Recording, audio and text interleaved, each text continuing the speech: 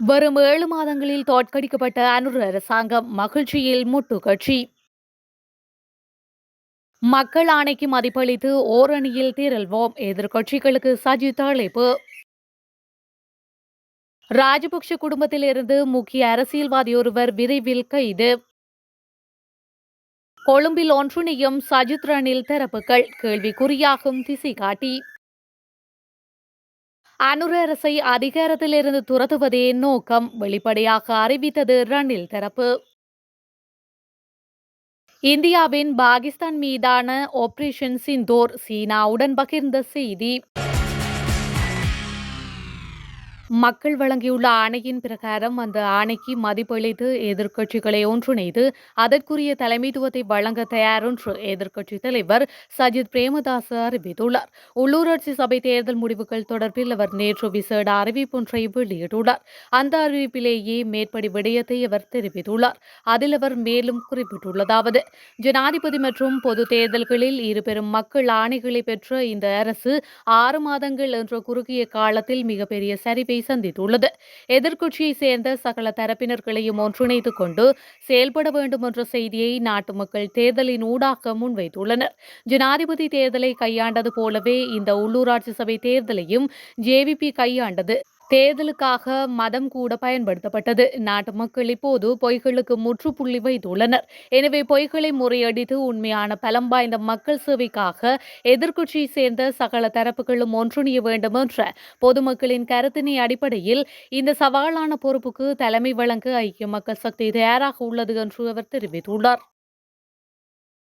ஆளும் தேசிய மக்கள் சக்தி அரசாங்கம் தொடர்ந்தும் மக்களை ஏமாற்றி வருவதால் அவர்களை அதிகாரத்திலிருந்து வெளியேற்றுவதே எங்கள் நோக்கம் என்று ஐக்கிய தேசிய கட்சியின் பொதுச் செயலாளர் தலதா அத்துக்கூறல தெரிவித்துள்ளார். உள்ளூராட்சி மன்ற தேர்தல் முடிந்த நிலையில் ஊடகவியலாளர்களுக்கு கருத்து தெரிவிக்கும் போதே அவர் மேற்கண்டவாறு தெரிவித்துள்ளார்.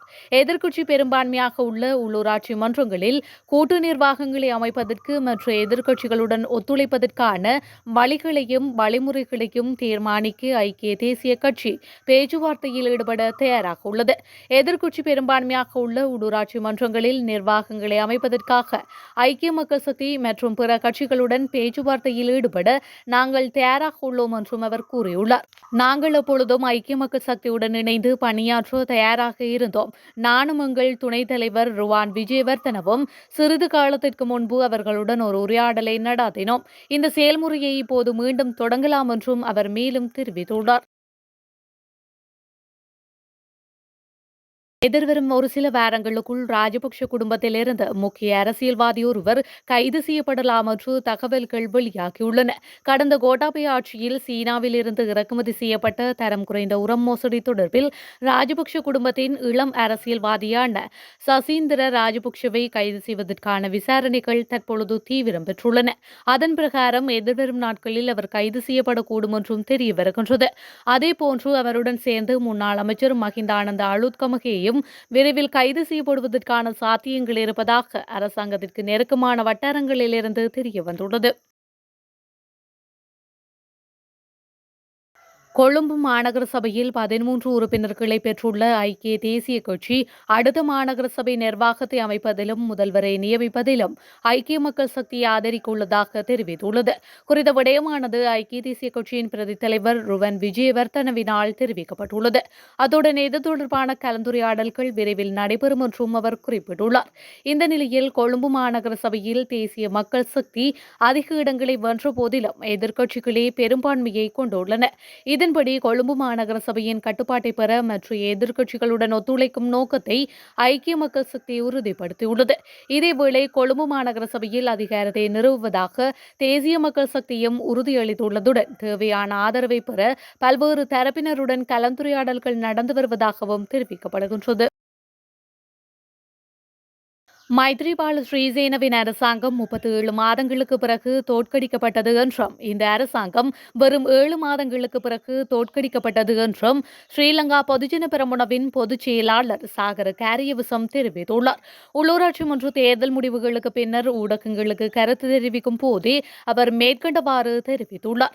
இது தொடர்பில் அவர் மேலும் தெரிவிக்கையில், உள்ளூராட்சி மன்ற தேர்தலில் எந்த கட்சி ஆட்சி அமைத்தாலும் பிரதேச சபை பட்ஜெட்டில் 50% ஸ்ரீலங்கா பொதுஜன பெரமுனவே முடிவு செய்ய வேண்டும். ஜனாதிபதி நிதி வழங்கினாலும் பிரதேச சபை தலைவர்கள், துணைத் தலைவர்கள் மற்றும் ஆளுநர்களிடமிருந்து 50% பெரும்பான்மை வாக்குகளால் அரசாங்கம் ஒப்புதல் பெற வேண்டும். அவர்கள் அனைவரும் ஸ்ரீலங்கா பொதுஜன பெரமுனவால் நியமிக்கப்பட வேண்டும். ஸ்ரீலங்கா பொதுஜன பெரமுனவால் 6 மாதங்களுக்குள் 6 லட்சம் வாக்குகளை பெற முடிந்தது. மேலும் இது மஹிந்த ராஜபக்சவிடமிருந்து திருடப்பட்ட திரைசேரி. எதிர்காலத்தில் தேசிய மக்கள் சக்தி அரசாங்கத்திடம் தற்போது இல்லாத அனைத்து திரைசேரிகளையும் ஸ்ரீலங்கா பொதுஜன பெரமுன மீட்டெடுக்க முடியும். தேசிய மக்கள் சக்தி அரசாங்கம் இழந்த வாக்குகளை ஸ்ரீலங்கா பொதுஜன பெரமுனவால் பெறப்பட்டுள்ளன என்று காரியவசம் மேலும் கூறியுள்ளார். பாகிஸ்தான் மீதான இந்தியாவின் ஆபரேஷன் சிந்தூருக்கு பிறகு அணு ஆயுதம் ஏந்திய அண்டை நாடுகள் இரண்டையும் நிதானமாக இருக்குமாறு சீனா வலியுறுத்தியுள்ளது.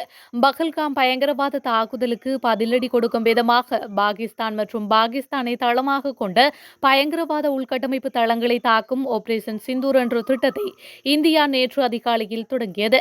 பாகிஸ்தானின் நெருங்கிய கூட்டாளியான சீனா இரு நாடுகளுடனும் எல்லைகளை பகிர்ந்து கொள்வதுடன் இந்தியாவின் ராணுவ நடவடிக்கைக்கு வருத்தங்களை தெரிவித்துள்ளது. இந்த நிலையில் இந்தியாவும் பாகிஸ்தானும் அமைதி மற்றும் ஸ்திரத்தன்மைக்கு முன்னுரிமை அளிக்க வேண்டும், அமைதியாகவும் நிதானமாகவும் இருக்க வேண்டும், நிலைமையை மேலும் சிக்கலாக்கும் நடவடிக்கைகளை தவிர்க்க வேண்டும் என்றும் சீனா கேட்டுக் கொண்டுள்ளது.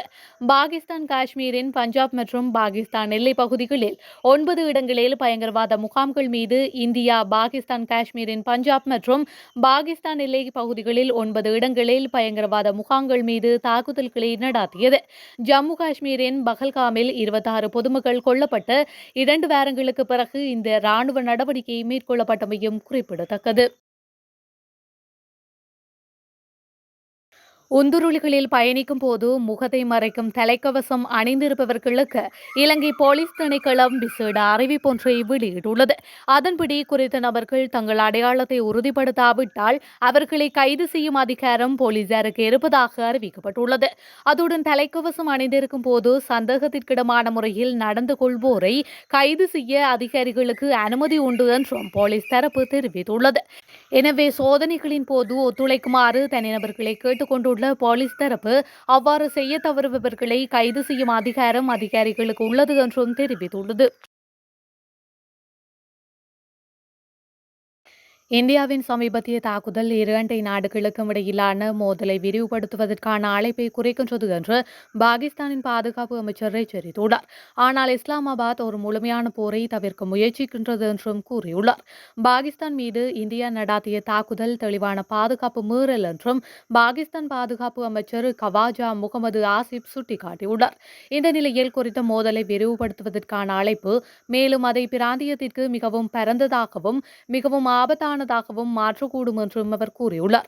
உலகின் மிகவும் இராணுவமயமாக்கப்பட்ட இடங்களில் ஒன்றில் பல தசாப்தங்களாக பதட்டங்கள் நிலவியதை தொடர்ந்து இந்தியா இந்த வாரம் தாக்குதல் நடவடிக்கைகளை தீவிரப்படுத்தியதை தொடர்ந்து பாகிஸ்தான் ராணுவம் முழுமையான போருக்கு தயாராக இருப்பதாகவும் அவர் வலியுறுத்தியுள்ளார்.